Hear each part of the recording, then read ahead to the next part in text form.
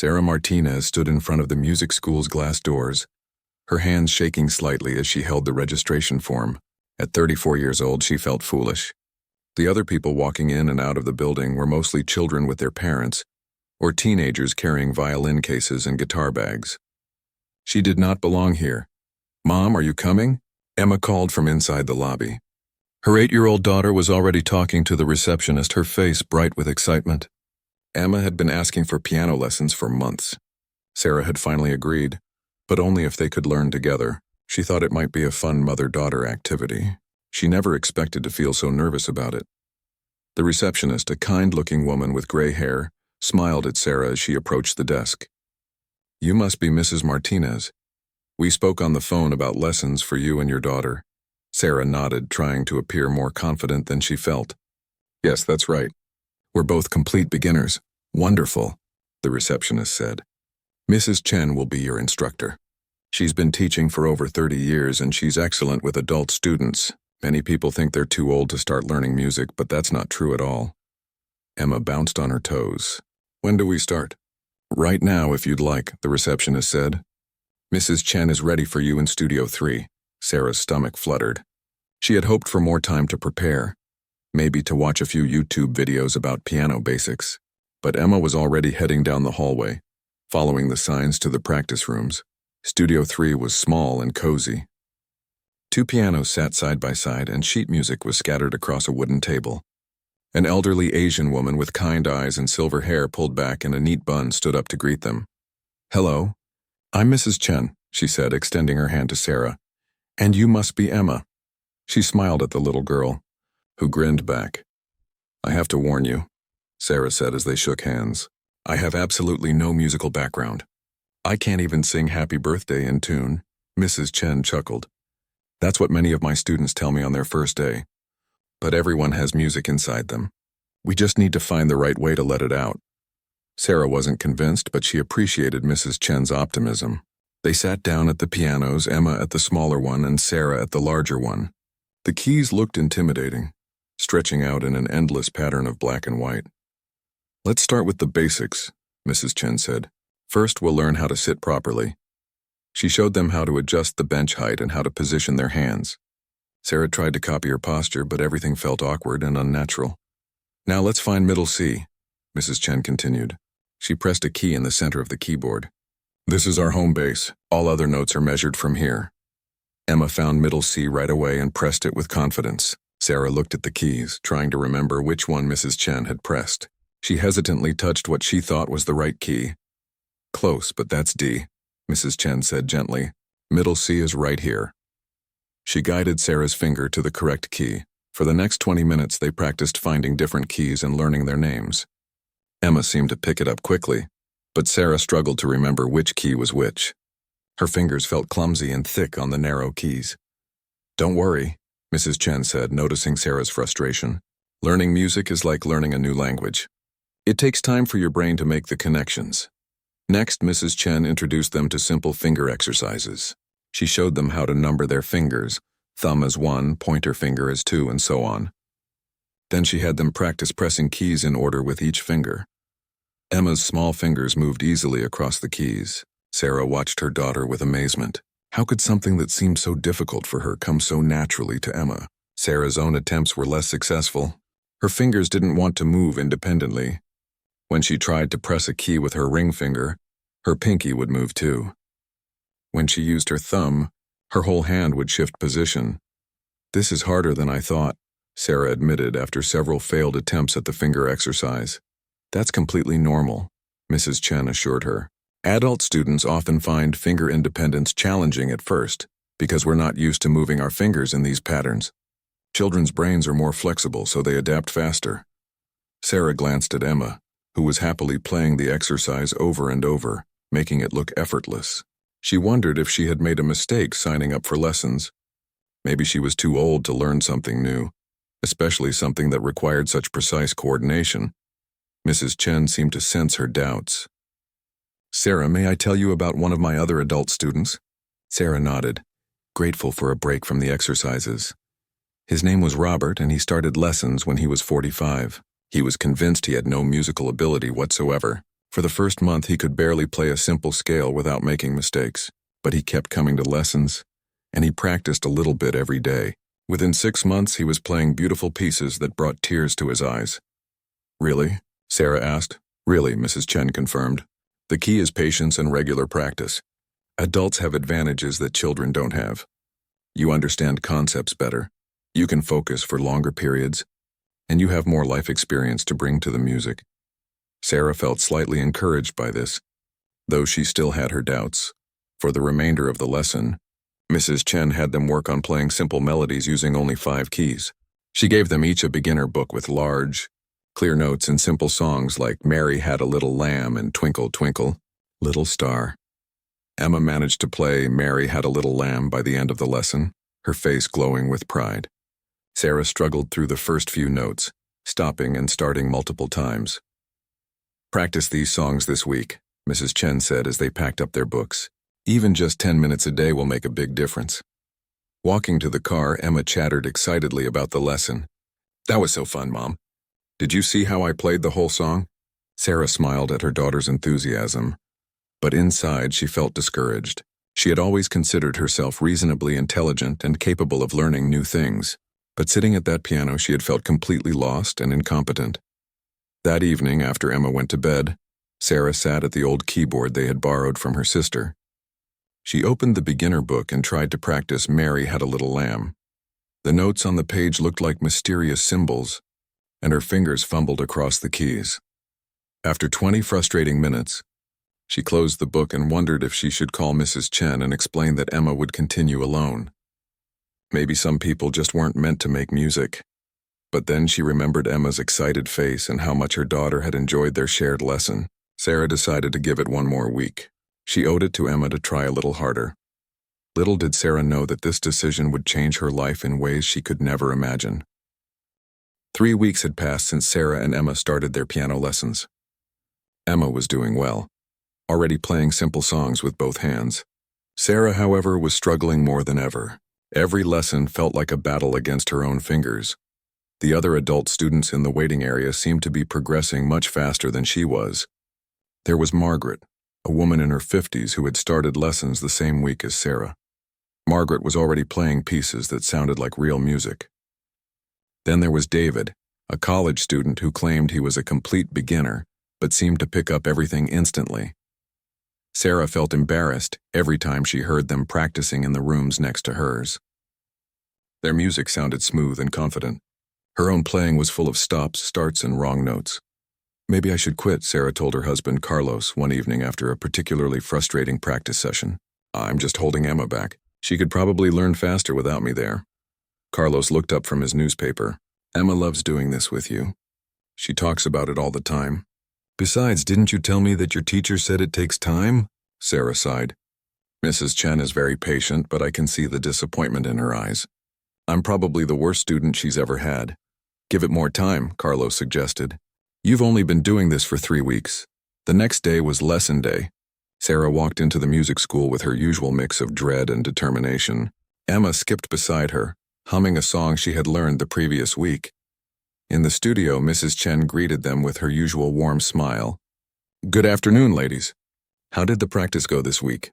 Emma immediately launched into a perfect performance of Ode to Joy, her small fingers dancing confidently across the keys. Sarah watched her daughter with a mixture of pride and envy. How could learning music be so easy for some people and so hard for others? "Wonderful, Emma," Mrs. Chen said. "You're ready for something more challenging next week." Then it was Sarah's turn. She fumbled through Yankee Doodle, making several mistakes and having to restart twice. When she finished, she looked at Mrs. Chen apologetically. "I practiced every day," Sarah said. "I don't know why I can't get it right." Mrs. Chen studied Sarah thoughtfully. "You know, I think part of the problem might be that these simple songs aren't challenging your mind enough. Sometimes adult students need something more interesting to capture their attention." Sarah looked confused. "But I can barely play the easy songs. How could I handle something harder?" "Not harder technically," Mrs. Chen explained, "but more musically interesting. Let me show you something." Mrs. Chen walked over to an old wooden filing cabinet in the corner of the room. Sarah had noticed it before but had assumed it was just for storing extra music books and supplies. Mrs. Chen opened the top drawer and pulled out a folder filled with yellowed sheet music. I keep some special pieces in here, Mrs. Chen said, flipping through the old papers. These are songs that aren't in the regular beginner books, but they have something special about them. She pulled out a single sheet of music and placed it on Sarah's piano. The paper was old and slightly faded, but the notes were still clear. At the top of the page, in elegant handwriting, were the words Clara's Lament. This is a simple folk tune, Mrs. Chen said. It only uses basic notes, nothing more complicated than what you've been learning. But it has more emotion than Mary Had a Little Lamb. Sarah looked at the sheet music. The notes looked similar to the ones she had been practicing, but somehow the pattern seemed more interesting. Instead of the choppy, childish melodies she was used to, this piece had a flowing, connected quality. "Where did you get this?" Sarah asked. "I've had it for many years," Mrs. Chen replied. "A former teacher gave it to me when I was still a student. She said it was good for students who needed something more meaningful to play." Emma leaned over to look at the music. "It looks sad," she said, pointing to the way the notes seemed to dip and rise across the page. "You're very observant," Mrs. Chen told Emma. "Music can express emotions just like words can. This piece is a little melancholy, but in a beautiful way." Mrs. Chen sat down at her piano and placed her hands on the keys. "Let me play it for you first so you can hear how it should sound." Her weathered fingers began to move across the keys and the studio filled with a haunting melody. The song was indeed simple in terms of technique, but it had a depth that none of Sarah's practice pieces had possessed. The melody seemed to tell a story, rising and falling like someone speaking in a gentle, sad voice. Sarah found herself completely absorbed in the music. For the first time since starting lessons, she wasn't thinking about finger positions or note names. She was simply listening and feeling the emotion that Mrs. Chen was creating. When the song ended, the room was quiet for a moment. "That was beautiful," Sarah said softly. "But are you sure I can play it? It sounds much more difficult than what I've been doing." "The notes are actually simpler than Yankee Doodle," Mrs. Chen assured her. "Look, it only uses 5 different keys and the rhythm is very straightforward. The beauty comes from the melody itself, not from complicated technique." Mrs. Chen moved to stand beside Sarah's bench. "Let's try it together. I'll help you find the right keys." Sarah placed her hands on the keyboard, and Mrs. Chen guided her through the first few notes. To Sarah's surprise, her fingers seemed to find the keys more easily than usual. The melody felt natural under her hands, as if she had heard it somewhere before. "Good," Mrs. Chen encouraged. "Now try the next phrase." Sarah continued playing, with Mrs. Chen occasionally pointing to the correct key or helping her with the timing. Something felt different. Her usual tension and anxiety about making mistakes seemed to fade away. She found herself focusing on the sound of the melody rather than the mechanics of playing. "That's excellent," Mrs. Chen said when Sarah reached the end of the first section. "You played that much more smoothly than your other pieces." Sarah looked down at her hands in surprise. "It did feel easier somehow, but I don't understand why. The notes are the same as the other songs." "Sometimes," Mrs. Chen said mysteriously, "certain pieces of music speak to certain people. There's a connection that goes beyond technique." Emma had been listening quietly during Sarah's attempt. "Mom, that sounded really pretty. Much better than your other songs." Sarah felt a small glow of pride. It was the first time since starting lessons that someone had complimented her playing without adding, "But you need to work on afterward." "Can I take this home to practice?" Sarah asked. Mrs. Chen nodded. "Of course, but I want you to approach it differently than your other pieces. Don't worry so much about playing every note perfectly. Instead, try to feel the emotion of the song. Let the melody flow through you." "What do you mean?" Sarah asked. "When you practice your other songs, you're thinking about finger numbers and note names," Mrs. Chen explained. "But with this piece, I want you to think about the story it's telling. Imagine what Clara might have been feeling when this lament was written for her." Sarah looked at the sheet music again. "Clara was a real person?" "All good music tells someone's story," Mrs. Chen said. Whether Clara was real or imaginary, someone felt these emotions deeply enough to create this melody. For the rest of the lesson, they worked on Clara's Lament. Sarah found that she could play through most of the piece without stopping, something she had never managed with her other assignments. There was still room for improvement, but for the first time, she felt like she was actually making music instead of just pressing keys. As they packed up their books, Emma chatted excitedly about the new piece. I can't wait to hear you play the whole thing.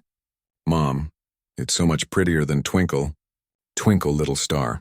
Walking to the car, Sarah felt something she hadn't experienced since starting lessons: anticipation. She was actually looking forward to practicing. The melody of Clara's lament was already running through her head, and she was eager to work on it at home. That evening, Sarah sat down at the keyboard with a different attitude than usual. Instead of opening her beginner book with reluctance, she carefully placed the sheet music for Clara's lament on the music stand and began to play. The melody flowed from her fingers more easily than it had in the lesson. She found herself adding small pauses and gentle emphasis that weren't written on the page, but felt right for the emotion of the song. For the first time since starting lessons, Sarah lost track of time while practicing. When she finally looked up, she realized she had been playing for over an hour. Carlos was standing in the doorway listening. That was beautiful, he said. What's different about tonight? Sarah looked down at the old sheet music. I'm not sure. Mrs. Chen gave me this new piece to work on. It just feels right somehow. She had no idea that this simple folk tune would lead her to discover something extraordinary about herself. The mysterious Clara's lament was about to change everything. Sarah had been practicing Clara's lament for a full week, and something remarkable was happening. Every time she sat down at the keyboard, she felt drawn to the piece in a way she had never experienced with her other assignments. The melody seemed to live inside her head, playing softly even when she wasn't at the piano. More surprising was how much her playing had improved. The hesitation and clumsiness that had plagued her for weeks seemed to disappear when she played Clara's song. Her fingers moved more confidently, and she found herself making fewer mistakes. Carlos had started lingering in the hallway when she practiced, drawn by the haunting melody. You sound like a different person when you play that song, he told her one evening. More. I don't know, more like yourself. Sarah didn't entirely understand what he meant, but she felt it too. There was something about Clara's lament that felt familiar and comfortable, like putting on a favorite sweater. The night before her next lesson, Sarah practiced the piece one final time. As she played, she found herself making small changes that weren't written on the sheet music. She slowed down slightly at the sad parts, letting the emotion linger. She emphasized certain notes that seemed to call for extra attention. She added tiny pauses that made the melody breathe more naturally. She wondered if Mrs. Chen would approve of these changes. In her other pieces, she had been taught to play exactly what was written, following every instruction precisely. But with Clara's lament, these modifications felt necessary, as if the written music was just a starting point for something deeper. The next afternoon, Sarah walked into the music school feeling more confident than she had in weeks. Emma noticed her mother's improved mood and commented on it during the car ride. You seem happy today, Mom. Are you excited about piano lesson? Sarah thought about it. You know what? I actually am. In the studio, Mrs. Chen greeted them with her usual warmth. Emma immediately launched into her practice pieces, which she played beautifully.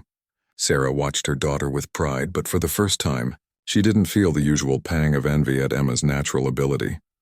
Your turn, Sarah, Mrs. Chen said, gesturing to the piano.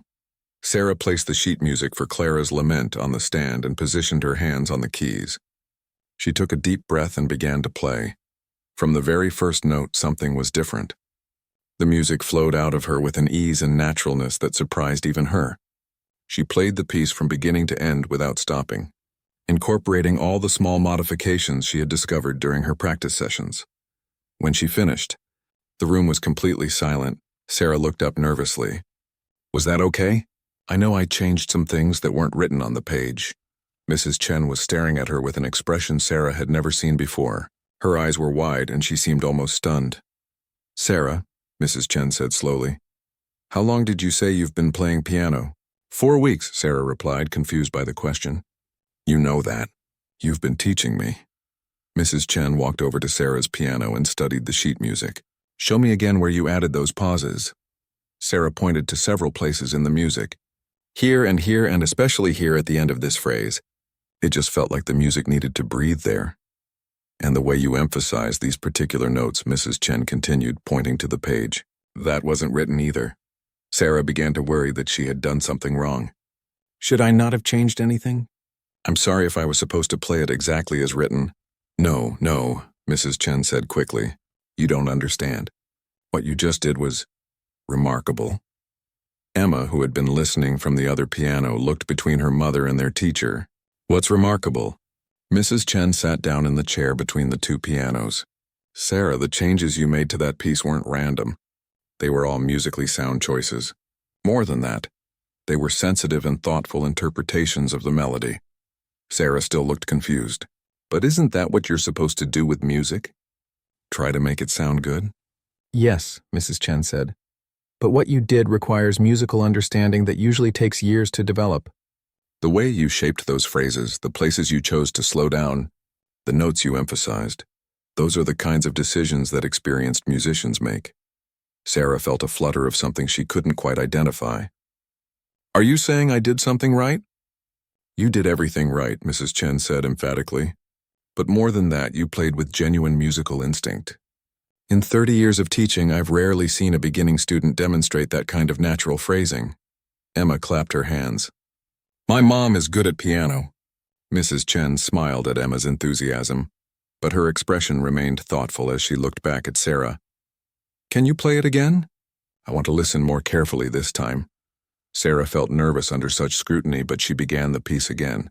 This time, as she played, she was more aware of the choices she was making. She could feel herself naturally slowing down at certain points, instinctively knowing where the music wanted to pause or push forward. Mrs. Chen listened with intense concentration, occasionally nodding or leaning forward slightly. When Sarah finished, she was quiet for a long moment. Sarah, I have a question for you, Mrs. Chen finally said. Have you ever studied music before? Even informally? No, Sarah said. I told you I've never had any musical training at all. I couldn't even clap in time at my daughter's school concerts. What about your family? Did anyone play instruments when you were growing up? Sarah thought back to her childhood. My grandmother had an old piano in her living room, but nobody really played it. Sometimes she would sit down and pick out simple melodies, but she couldn't read music either. Did she ever play anything that sounded like this piece? Sarah considered the question carefully. I don't think so. She mostly played old songs from when she was young, things like Moonlight Bay and Danny Boy. Nothing like Clara's Lament. Mrs. Chen stood up and walked to her filing cabinet. She pulled out the folder of old sheet music again and flipped through several pages. I want to try something, she said. I'm going to play you a few different pieces, and I want you to tell me if any of them feel familiar to you. She sat down at her piano and began playing a simple classical piece. It was pleasant, but Sarah felt nothing special about it. Next, Mrs. Chen played a folk song from Ireland. Again, Sarah listened politely but felt no particular connection. Then Mrs. Chen played another piece from her collection. This one was different, darker, more emotional, with a similar haunting quality to Clara's Lament. Sarah found herself leaning forward, drawn into the music. That one, Sarah said when Mrs. Chen finished. That one feels like it's speaking to me somehow. Mrs. Chen nodded thoughtfully. That's another piece from the same collection as Clara's Lament. They're both part of a larger work. What kind of work? I'll explain more about that next week, Mrs. Chen said. But for now, I want you to take this piece home as well. She handed Sarah the sheet music for the second song. I'm curious to see how you interpret it. As they packed up their books, Mrs. Chen pulled Sarah aside while Emma was putting on her jacket. Sarah, I want you to know that what happened today was extraordinary. You have a natural musical gift that is very rare. I've been teaching for 30 years, and I've never seen a beginning student demonstrate the kind of intuitive understanding you showed today. Sarah felt a warm glow spreading through her chest. Really? Really, Mrs. Chen confirmed. I don't want to put pressure on you, but I think you may have more musical potential than you realize. On the drive home, Emma chattered excitedly about the lesson. Mom, did you hear what Mrs. Chen said? She said you're really good at music. Sarah gripped the steering wheel, still processing what had happened. For 4 weeks, she had felt like a failure at piano lessons. She had been ready to quit multiple times. But today, for the first time, she had felt like she truly belonged at the keyboard. That evening, Sarah sat down with the new piece Mrs. Chen had given her. It was called Evening Shadows, and like Clara's Lament, it had a melancholy beauty that spoke to something deep inside her. As she began to learn the notes, she found the same natural flow that she had discovered with the first piece. Her fingers seemed to know instinctively how to shape the phrases, where to add emphasis, when to let the music breathe. Carlos listened from the kitchen as she practiced. When she finished, he came into the living room with an amazed expression on his face. "Sarah, I have to ask you something," he said. "Are you sure you've never played piano before?" That sounded like someone who's been playing for years. Sarah looked down at her hand, still resting on the keys. "I'm as surprised as you are. But when I play these pieces, it feels like I've always known them somehow." She had no way of knowing that this feeling of recognition was about to lead her to an incredible discovery, one that would change not only her understanding of her own abilities, but also uncover a mystery that had been hidden for over a century. Sarah arrived at her next lesson with a mixture of excitement and nervousness. She had spent the entire week practicing both Clara's Lament and Evening Shadows, and something amazing had happened. The more she played these pieces, the more natural they felt. It was as if the music was awakening something inside her that had been sleeping for 34 years. Even more surprising, her playing of other pieces had improved dramatically. The simple songs from her beginner book, which had frustrated her for weeks, now seemed easy. Her fingers moved with new confidence, and she could read the basic notation without struggling. Emma had noticed the change too. "Mom, you sound like a real piano player." "Now," she had said the night before Mrs. Chen greeted them in the studio with what Sarah was beginning to recognize as her mysterious smile, the expression she wore when she knew something important that she hadn't shared yet. "How did the practice go this week?" Mrs. Chen asked. Emma played her assignment perfectly, as usual. Then Sarah sat down to play Evening Shadows. She had worked hard on the piece, and she felt confident as she began. The music flowed from her fingers with the same natural ease she had found with Clara's Lament. She shaped each phrase carefully, letting the melody tell its story. When she finished, she looked up to see Mrs. Chen watching her with intense interest. "Excellent," Mrs. Chen said. "Now play Clara's Lament again." Sarah switched to the first piece. She had played it so many times during the week that it felt like an old friend. As she played, she found herself adding even more subtle variations, tiny changes in timing and emphasis that made the music more expressive. When both pieces were finished, Mrs. Chen was quiet for a long moment. Then she walked over to her filing cabinet and pulled out a thick folder that Sarah had never seen before. "Sarah," Mrs. Chen said, returning to her chair, "it's time I told you the truth about these pieces." Sarah felt a flutter of anxiety. "The truth?" Mrs. Chen opened the folder and spread several sheets of music across the table. Sarah could see that they were much more complex than anything she had been playing, filled with intricate patterns, multiple staff lines, and detailed markings. "The pieces you've been playing," Mrs. Chen said carefully, "are not simple folk tunes." Emma leaned forward with interest. "What do you mean?" Mrs. Chen picked up the sheet music for Clara's Lament that Sarah had been using. "This is a simplified version of a much more complex piece. I created it by taking out most of the harmony, reducing the technical demands, and simplifying the rhythm." Sarah stared at her teacher, trying to understand. "You mean there's more to these songs?" "Much more," Mrs. Chen confirmed. She pulled out a different sheet of music, one that was clearly much older and more yellowed than Sarah's simplified version. "This is the original Clara's Lament." Sarah looked at the original manuscript and felt overwhelmed. The music was written on multiple staffs with complicated patterns of notes, dynamic markings she didn't recognize, and technical demands that looked impossible. "I don't understand," Sarah said. "If this is so complicated, how was I able to play it?" Mrs. Chen smiled. "That's exactly what makes this so remarkable. You weren't just playing the simple melody I gave you. You were instinctively sensing the missing elements, the harmony, the deeper emotional structure, the sophisticated phrasing that belongs to the complete piece." She pointed to several places on the original manuscript. "See these harmonic progressions? You were implying them in your playing, even though they weren't written in your simplified version. And these dynamic changes, the places where the music gets softer or louder, you were making those choices naturally." Sarah felt dizzy trying to process this information. "But how is that possible? I've only been playing piano for 5 weeks." "I've been wondering the same thing," Mrs. Chen admitted. "In 30 years of teaching, I've never seen anything like this." Most students need years of training to develop the musical sensitivity you're showing naturally. Emma looked between her mother and Mrs. Chen. Does this mean my mom is really good at piano? Mrs. Chen chuckled. Your mom appears to have a very rare gift, Emma. She's able to understand complex music intuitively, without formal training. Sarah looked down at her hands, still trying to make sense of what she was hearing. But I don't feel like I understand complex music. These pieces just feel familiar somehow. That's exactly the point, Mrs. Chen said. True musical understanding isn't just about technical knowledge. It's about feeling the structure and emotion of the music in your bones. Mrs. Chen gathered up the sheet music and organized it carefully. I want to tell you about the composer of these pieces, Sarah. Her name was Clara Hoffman, and she lived in the late 1800s. Was she famous? Sarah asked. Mrs. Chen shook her head sadly. No, and that's part of the tragedy.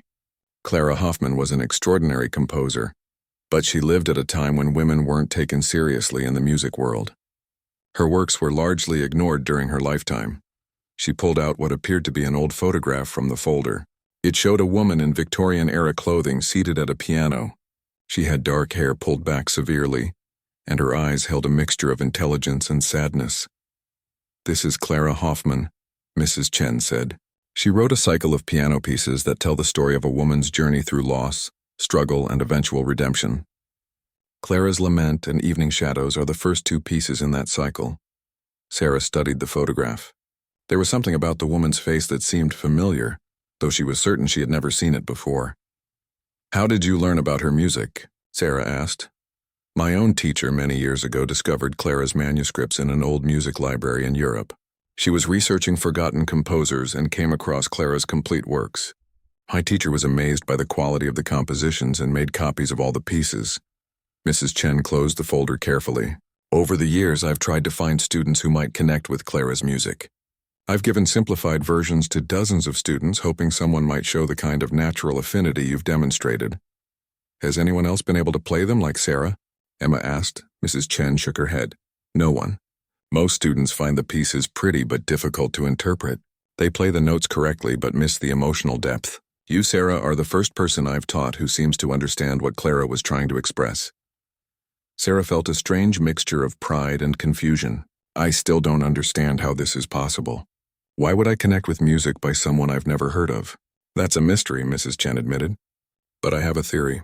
Some people believe that music carries emotional memory, that certain combinations of notes and harmonies can speak to universal human experiences. Maybe Clara's music is expressing something that resonates deeply with your own life experiences. Sarah thought about this. She had certainly experienced her share of sadness and struggle. The death of her own mother 3 years earlier had been particularly difficult. Maybe that's why the melancholy beauty of Clara's pieces felt so familiar. What I'd like to do, Mrs. Chen continued, is gradually introduce you to the complete versions of these pieces. We'll start slowly, adding complexity bit by bit, but I think you might be able to handle much more advanced music than a typical beginner. Sarah felt excited and terrified at the same time. Do you really think I could learn to play the full versions? Based on what I've seen so far, yes, Mrs. Chen said confidently. It will take time and practice, but I believe you have the musical instincts to handle it. As they packed up their books, Mrs. Chen handed Sarah a new piece of sheet music. This is a slightly more complex version of Clara's Lament, she explained. It includes some of the harmony that was missing from your first version. Sarah looked at the music. It was definitely more challenging than what she had been playing, but it didn't look impossible. Take your time with it, Mrs. Chen advised. And remember, trust your instincts. Let the music guide you. On the drive home, Emma was full of questions. Mom, does this mean you're like a musical genius or something?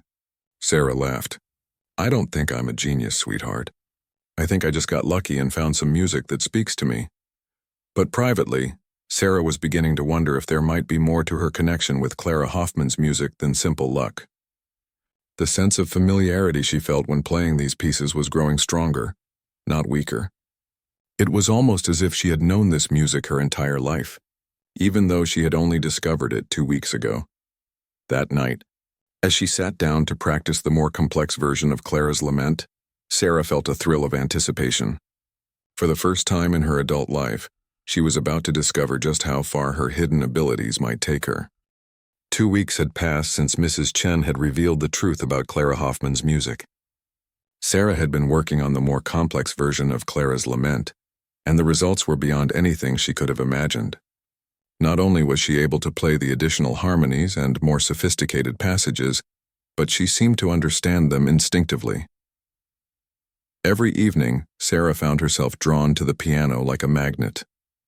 She would start by practicing her assigned pieces, but inevitably she would return to Clara's music. The melodies had become a part of her daily life, playing in her head while she worked, cooked dinner, or drove to the store. Carlos had started inviting friends over in the evenings just to hear Sarah play. "You have to hear this," he would tell them. "My wife has been playing piano for 6 weeks and she sounds like she's been doing it for years." Sarah was embarrassed by the attention, but she couldn't deny that something remarkable was happening. Her playing continued to improve at a rate that surprised everyone, including herself. The night before her next lesson, Sarah had a vivid dream. She was sitting at an old piano in a dimly lit room. The piano was different from any she had seen before, ornate and elegant with intricate carvings on the wooden case. In the dream, her hands moved across the keys with perfect confidence, playing music she had never heard before but somehow knew by heart. When she woke up, she could still hear the melody from her dream playing in her mind. She hummed it softly as she got dressed, trying to hold on to the beautiful tune. At the music school that afternoon, Mrs. Chen seemed more excited than usual. She had spread several new pieces of sheet music across the table, and Sarah could see that they were all from Clara Hoffman's collection. "How did the practice go this week?" Mrs. Chen asked, though her eager expression suggested she already suspected the answer. Sarah played the more complex version of Clara's lament from beginning to end. The additional harmonies and intricate passages flowed from her fingers as if she had been playing them for years. When she finished, both Mrs. Chen and Emma were staring at her with amazement. "Mom, that was beautiful," Emma said. "It sounded like real concert music." Mrs. Chen nodded, but her expression was thoughtful. "Sarah, can you play that again? But this time I want you to stop and tell me what you're thinking about as you play different sections." Sarah began the piece again. As she played the opening phrases, she said, "This part feels like someone remembering something sad that happened long ago. The melody is looking back with regret." She continued to the middle section. "Here it's like the person is trying to find hope, but it's difficult. The music keeps wanting to fall back into sadness, but it's fighting against it." At the final section, Sarah slowed down slightly.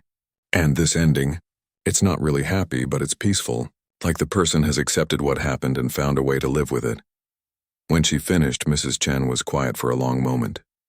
"That's exactly right," she said softly. "That's precisely what Clara wrote in her notes about this piece." Sarah looked up in surprise. "She wrote notes about it?" Mrs. Chen nodded and pulled out a folder Sarah had never seen before.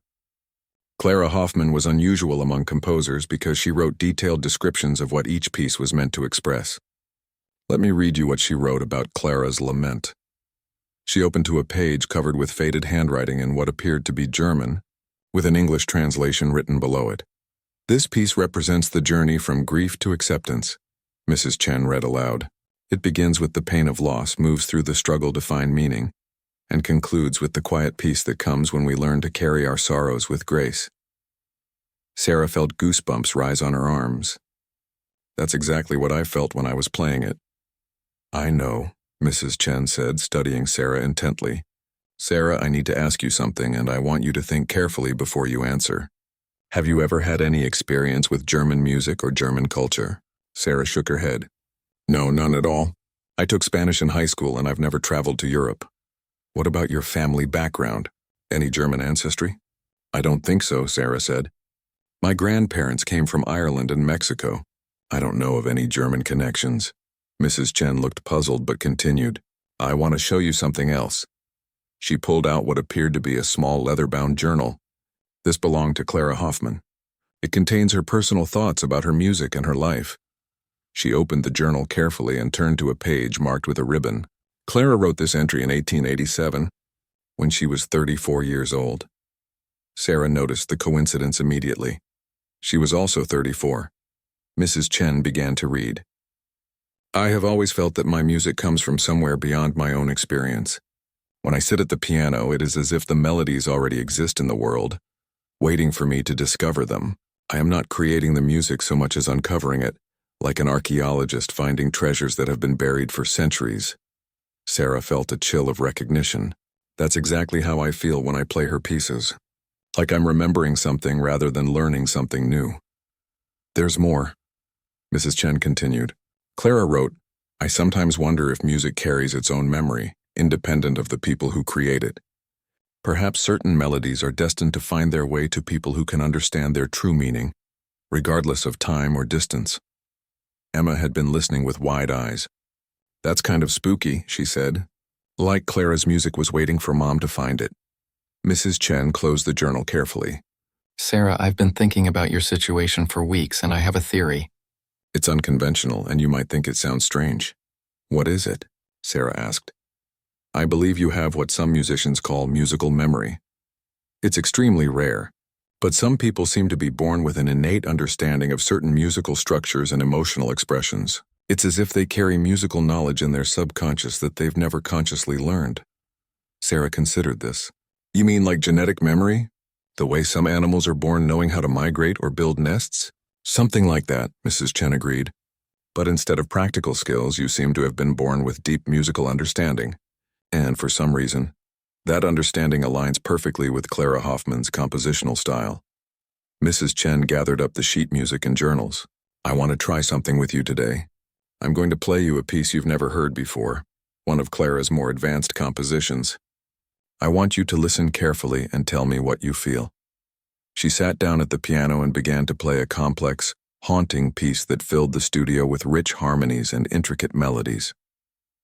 The music was far more advanced than anything Sarah had attempted, but as she listened, she felt the same sense of recognition she had experienced with the simpler pieces. When Mrs. Chen finished, Sarah was quiet for a moment, processing the emotions the music had stirred in her. It's about hope, Sarah said finally, but not easy hope. It's about finding the strength to hope again after something terrible has happened. The music keeps climbing higher like someone refusing to give up even when everything seems impossible. Mrs. Chen smiled. That piece is called Phoenix Rising, and once again your interpretation matches Clara's own description perfectly. She pulled out the sheet music for the piece Sarah had just heard. It looked incredibly complex, far beyond anything a beginner should even attempt to read. Much less play. Sarah, Mrs. Chen said, her voice filled with excitement and anticipation. I think you're ready to see Clara Hoffman's complete sonata. It's a cycle of 12 pieces that tells the entire story of a woman's journey through loss, struggle, growth, and ultimate triumph. She opened a thick folder and revealed a complete manuscript of Clara's work. The music was beautiful even to look at, page after page of intricate notation that seemed to dance across the staff lines. This is Clara's masterpiece, Mrs. Chen said. It's some of the most sophisticated piano music ever written by a woman composer of her era. And I believe you have the ability to not only play it, but to understand it in a way that no one has since Clara herself. Sarah stared at the manuscript, feeling both excited and terrified. The music looked impossibly complex yet somehow familiar. Do you really think I could learn all of this? She asked. Mrs. Chen's eyes shone with certainty. Sarah, I think you were meant to learn it. As they packed up their books, Sarah felt as if she was standing at the edge of a vast, unknown territory. She had no idea that her discovery of Clara Hoffman's music was about to change not only her own life, but also bring recognition to a forgotten composer who had been waiting over a century for someone to truly understand her work. 3 months had passed since Sarah first encountered Clara's lament. What had started as reluctant piano lessons had transformed into something that consumed her thoughts and filled her days with purpose. She was now working on 5 different pieces from Clara Hoffman's complete sonata cycle, and her progress was nothing short of extraordinary. Word of Sarah's unusual abilities had begun to spread through the local music community. Mrs. Chen had mentioned Sarah's story to a few colleagues, who were curious to hear this mysterious adult beginner who could play advanced repertoire with such natural understanding. The first person to visit one of Sarah's lessons was Dr. Patricia Williams, a music theory professor from the nearby university. She had taught piano pedagogy for 20 years and was skeptical of Mrs. Chen's claims about Sarah's abilities. No one learns complex classical music in 3 months, Dr. Williams had told Mrs. Chen over coffee. especially not someone with zero musical background. But when she heard Sarah play Clara's Nocturne in E minor, Dr. Williams fell silent. Sarah's performance was not technically perfect. There were still occasional missed notes and moments of uncertainty. But her musical interpretation was sophisticated beyond belief. She phrased the melody with the sensitivity of a seasoned performer, and her understanding of the emotional content was profound. "This is impossible," Dr. Williams whispered to Mrs. Chen as Sarah finished the piece. "She's playing like someone who has studied this music for decades." After the lesson, Dr. Williams approached Sarah with barely contained excitement. "Sarah, I have to ask you something. Have you been taking lessons with anyone else? Perhaps studying music theory or history on your own?" Sarah shook her head. "Just the lessons with Mrs. Chen. And I practice at home every day, but I don't read music books or anything like that." Dr. Williams looked baffled. "Then how do you know to phrase the music the way you do? The choices you make are exactly what a mature, educated musician would make." "I don't know," Sarah admitted. "I just play what feels right. When I'm playing Clara's music, it's like the pieces tell me how they want to sound." Dr. Williams exchanged a meaningful glance with Mrs. Chen. "Sarah, would you be willing to play for some other people? I'd like to invite a few of my colleagues to hear you." Sarah felt nervous about the idea. "I'm still just a beginner. I make mistakes all the time." "Technical mistakes don't matter," Dr. Williams assured her. "What you're doing musically is remarkable, and I think other people should hear it." The following week, 3 music professors from the university came to Sarah's lesson. Dr. Williams had brought Dr. James Morrison, who specialized in 19th century composers, and Dr. Lisa Chang, a concert pianist who taught advanced students. Sarah felt intimidated playing for such an educated audience, but once she began Clara's Meditation at Twilight, her nervousness disappeared. The music carried her away as it always did. She forgot about the professors listening and simply let the piece speak through her hands. When she finished, the room was completely quiet. Dr. Morrison was the first to speak. "Mrs. Chen, may I see the score for that piece?" Mrs. Chen handed him the sheet music, and Dr. Morrison studied it carefully while shaking his head. "Sarah, do you realize that the way you just interpreted that piece matches the performance style of Clara Hoffman's era? The rubato, the dynamic choices, the way you shaped the phrases. It's exactly how musicians played in the 1880s. Sarah looked confused. "What's rubato?" Dr. Chang leaned forward. "Rubato is the subtle stretching and compressing of time in music. The way you naturally slowed down in some places and pushed forward in others. It's an advanced expressive technique that takes most pianists years to master. But I didn't know I was doing anything special," Sarah said. "I was just playing what felt natural." Dr. Morrison pulled out his phone and showed Sarah a historical recording from 1905. "This is one of the earliest piano recordings ever made. Listen to how the pianist interprets this melody." As the scratchy old recording played, Sarah was amazed to hear similarities between the historical performance and her own instinctive playing style. "This is unprecedented," Dr. Chang said to Mrs. Chen. "Sarah is playing with historical authenticity that she couldn't possibly have learned from modern teaching methods." Dr. Williams had been taking notes throughout the lesson. "Sarah, I'd like to arrange for you to perform at our university's monthly faculty recital. Would you be interested?" Sarah's eyes widened. "Perform in front of people? I don't think I'm ready for that." "You're more ready than you realize," Dr. Morrison assured her.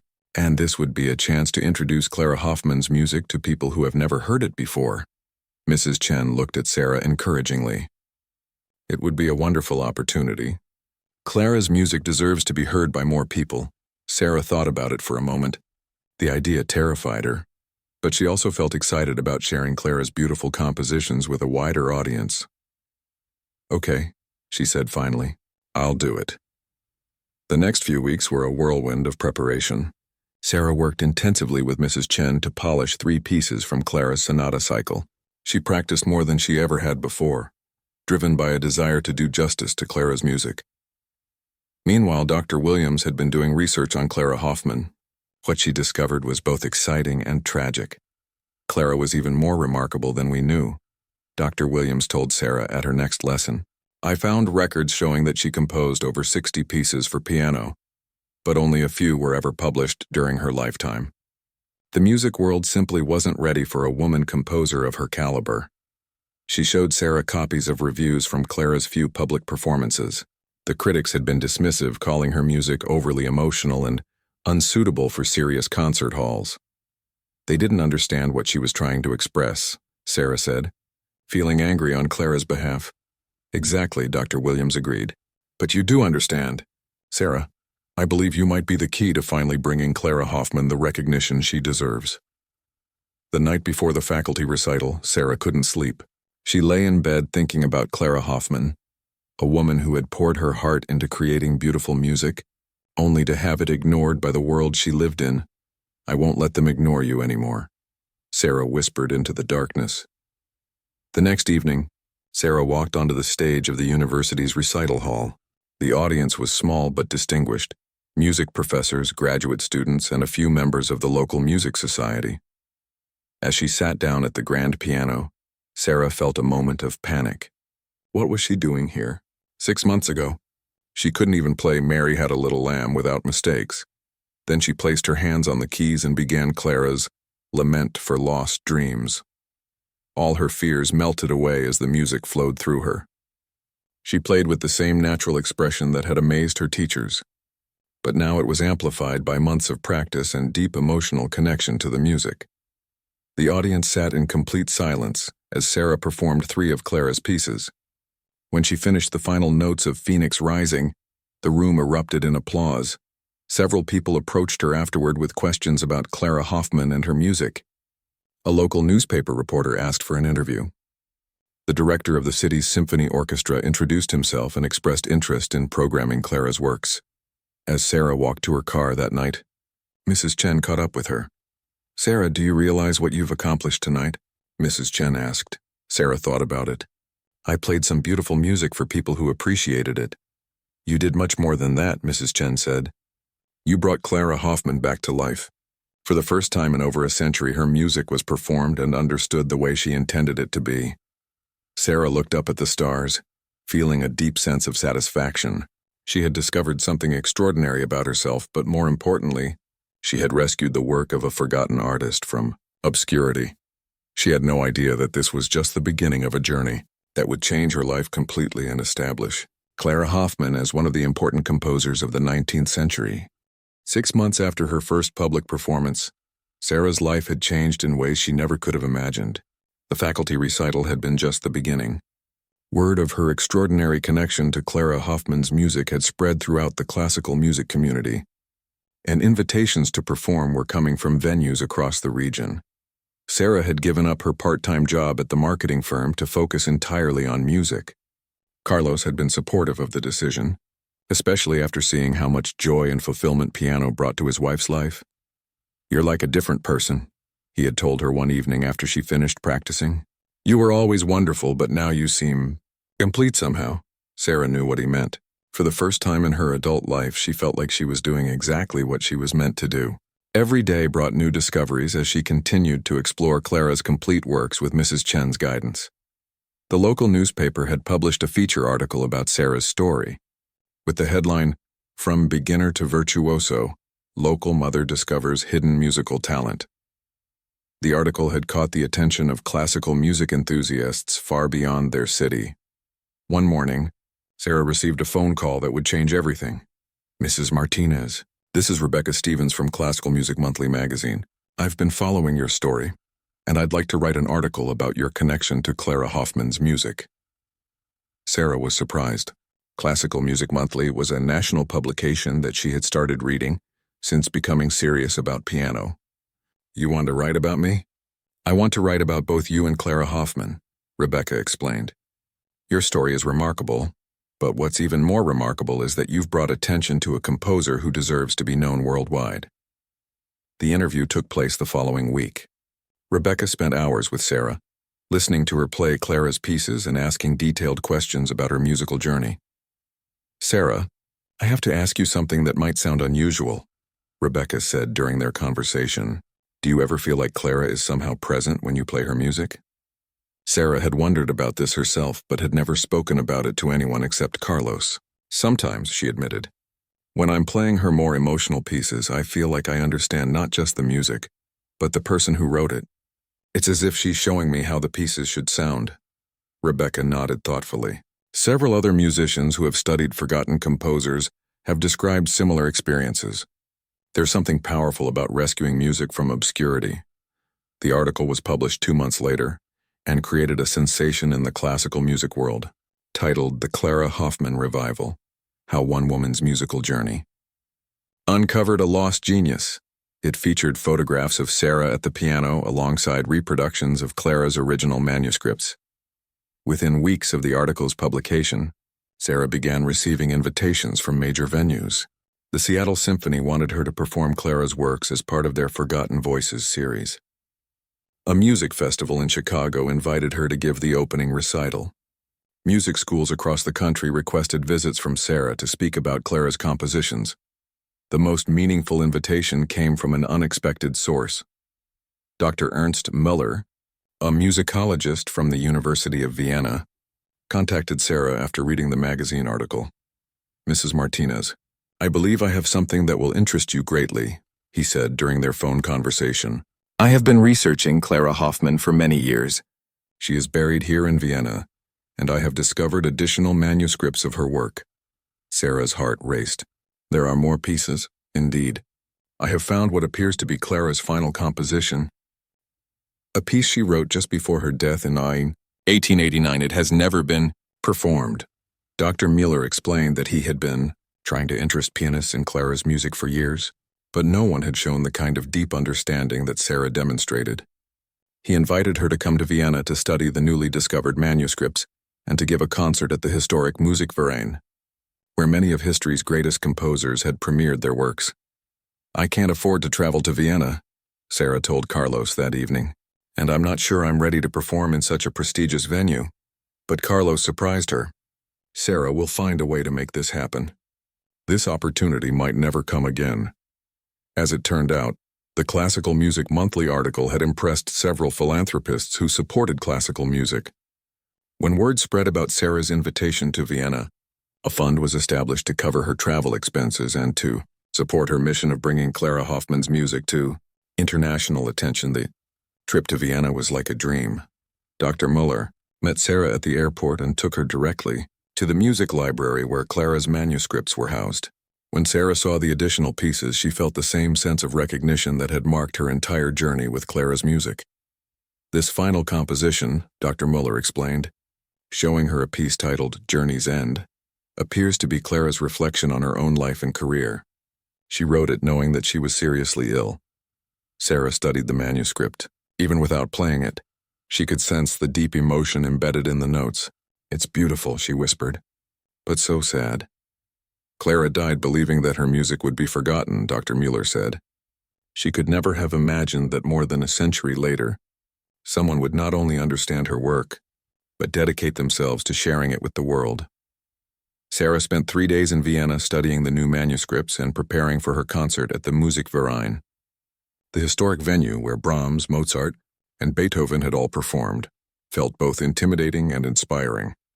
On the night of the concert, Sarah stood in the wings listening to the announcer introduce her to the audience. "Ladies and gentlemen, we present Sarah Martinez, the American pianist who has devoted herself to reviving the works of Clara Hoffman, one of the 19th century's most overlooked composers." As Sarah walked onto the stage, she thought about the journey that had brought her to this moment. Less than a year ago, she had been a reluctant piano student who couldn't play a simple scale. Now she was about to perform in one of the world's most prestigious concert halls. She began with Clara's Lament, the piece that had started everything. As the familiar melody filled the beautiful hall, Sarah felt Clara's presence more strongly than ever. It was as if the composer was finally getting the recognition she had deserved all along. The audience listened with rapt attention as Sarah performed 6 of Clara's pieces, including the world premiere of Journey's End. When she finished the final notes, the silence in the hall was profound. Then the applause began, not just polite concert hall applause, but the kind of enthusiastic response reserved for truly exceptional performances. Several people approached Sarah afterward with tears in their eyes, thanking her for introducing them to Clara's beautiful music. The concert was reviewed in major European music publications, all praising both Clara's compositions and Sarah's interpretive skills. Flying home to the United States, Sarah reflected on how completely her life had changed. She was no longer just a mother and former marketing employee who had stumbled into piano lessons.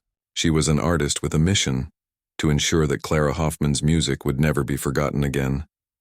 But more than that, Sarah had discovered parts of herself that she never knew existed. The confidence she had gained through music had affected every aspect of her life. She approached challenges with patience and persistence, the same qualities she had learned at the piano. Her relationship with Emma had deepened as they continued to share their musical journey together. "Mom," Emma had said to her the night before the Vienna trip, "I'm really proud of you. You showed me that it's never too late to discover something amazing about yourself." As the plane descended toward home, Sarah smiled, thinking about all the music that was still waiting to be discovered and shared. Her journey with Clara Hoffman's compositions was far from over, and she couldn't wait to see where it would lead next. 2 years had passed since Sarah Martinez first sat down at a piano keyboard as a reluctant beginner. Now she stood before a small audience in the community center where her remarkable journey had begun. But this time she was the one teaching. "Music is never about perfection," Sarah told the group of adult students gathered around the piano. "It's about connection to the composer, to the piece, and to something deep inside yourself." The students were a diverse group: a retired accountant who had always dreamed of playing piano, a young mother like Sarah had been, a businessman who wanted to find a creative outlet after stressful days at work. All of them had been told at some point that they were too old, too busy, or too untalented to learn music. Sarah understood their fears and doubts better than anyone. "I want to tell you about my first piano lesson," Sarah continued, settling onto the piano bench. "I was convinced I had no musical ability whatsoever. I couldn't even find middle C without help." She began to play "Mary Had a Little Lamb," deliberately making it sound clumsy and hesitant. The students laughed, recognizing their own early attempts in her demonstration. "That was me 2 years ago," Sarah said. "And look what happened when I found the right piece of music to inspire me." She transitioned seamlessly into Clara's Lament, her fingers moving with the confidence and sensitivity that had amazed audiences around the world. The simple melody that had started everything now flowed from her hands with the depth and emotion of a master interpreter. When she finished, the room was quiet. Then Margaret, the retired accountant, raised her hand. "But how do we find our own Clara's Lament? How do we know what music will speak to us?" Sarah smiled. "We explore, we listen. We try different styles and composers until something clicks. And most importantly, we don't give up when it feels difficult." This was Sarah's new mission. After her success performing Clara Hoffman's music internationally, she had established the Clara Hoffman Foundation, dedicated to preserving and promoting the works of overlooked composers, particularly women whose contributions had been forgotten by history. The foundation had 3 main goals: to commission recordings of Clara's complete works, to support research into other forgotten composers, and to provide music education for adult learners who believed they had missed their chance to learn. Sarah's adult music classes had become incredibly popular. She had developed a unique teaching method based on her own experience, finding meaningful music that connected with each student's personality and life experiences, rather than forcing everyone through the same basic exercises. The traditional approach to music education works for some people, Sarah explained to a group of music teachers at a conference the previous month. But for many adults, it's too abstract and disconnected from real emotion. When we find music that speaks to someone's heart, their technical skills develop naturally. Her methods were unconventional but effective. Students who had struggled for months with simple songs would suddenly blossom when they found a piece that resonated with them. A widow in her 70s had discovered a passion for Chopin's melancholy waltzes. A divorced father had connected with the hopeful energy of Bach's inventions. Sarah's own musical journey continued to evolve. She now performed regularly with symphony orchestras, and 3 major recording labels had approached her about making albums of Clara Hoffman's complete works. Music schools across the country invited her to give master classes and lectures. But perhaps most meaningfully, Sarah had inspired a renaissance of interest in forgotten composers. Musicologists were now actively searching archives and libraries for overlooked works by women composers from past centuries. Concert halls were programming Forgotten Voices series, and young musicians were writing research papers about composers who had been ignored for generations. Mrs. Chen, who had become much more than a piano teacher to Sarah, now served as the educational director of the Clara Hoffman Foundation. She had developed a curriculum specifically designed to help other teachers identify and nurture unusual musical talent in adult students. Sarah's story shows us that extraordinary ability can be hidden anywhere. Mrs. Chen told a group of piano teachers at a workshop, "Our job is to create the conditions where that ability can emerge." Emma, now 10 years old, had also become an accomplished pianist, though her musical development had followed a more traditional path. She was proud of her mother's achievements and often introduced Sarah at concerts with childlike directness. "This is my mom. She used to be bad at piano, but now she's famous." Carlos had supported Sarah's transformation with unwavering enthusiasm. He managed the business side of the Clara Hoffman Foundation and accompanied Sarah to many of her performances. "I always knew Sarah was special," he would tell reporters. "I just didn't know she was musically special until she discovered it herself." On this particular evening, as Sarah finished her presentation to the adult students, a familiar feeling washed over her. It was the same sense of rightness she had felt when she first played Clara's Lament, the feeling of being exactly where she belonged. After the students left, Sarah remained at the piano, playing through some of Clara's pieces that had become as familiar as old friends. She thought about the composer who had lived more than a century ago, struggling to have her music heard and understood. Clara Hoffman's grave in Vienna now had regular visitors. A small plaque had been installed, identifying her as a pioneering woman composer whose works bridge the Romantic and Impressionist periods. Music students from around the world came to pay their respects to an artist who had been forgotten for over a century but was now recognized as a significant voice in classical music.